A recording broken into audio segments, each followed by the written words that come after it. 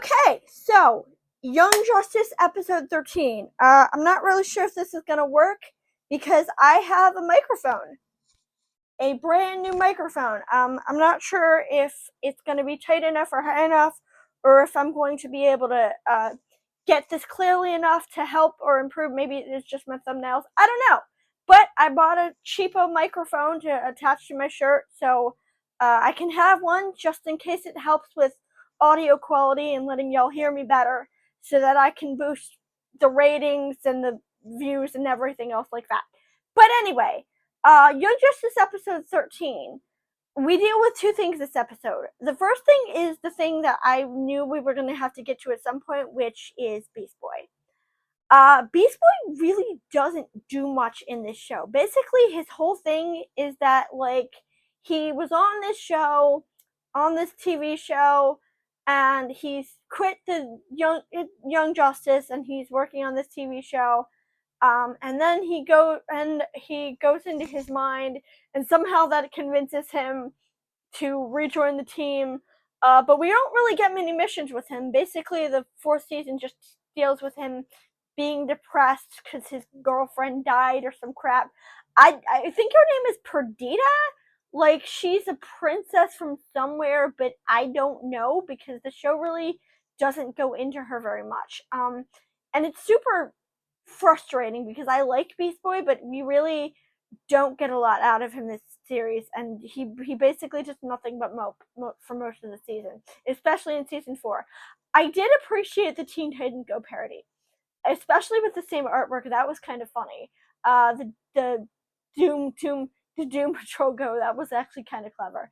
But other than that, we also deal with the fact that Violet, if you recall last episode, we discovered that they can open boom tubes, and they went in and they rescued Victor Stone from his father, and Victor Stone is now infused with a father box, and we get official confirmation, and they realize that Violet is infused with a mother box.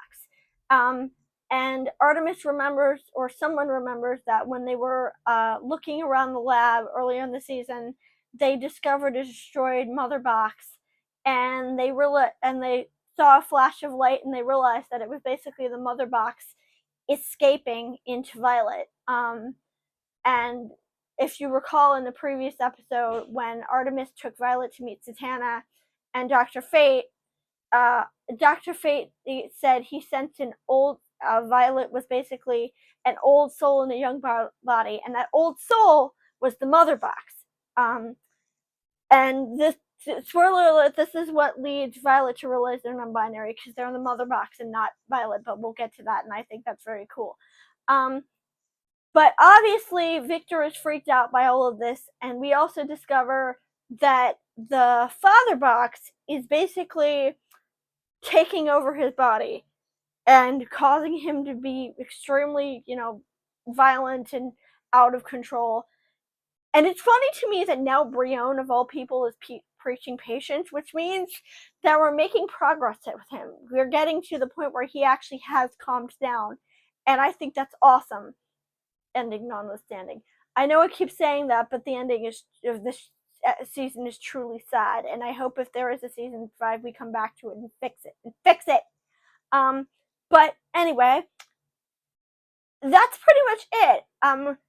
I like the fact that Fred acknowledges who Victor Stone is. I guess Violet told him, and Victor Stone freaks out, and Fred's upon seeing Fred's appearance, and he's like, "Oh, you're used to us." Oh, okay, maybe not.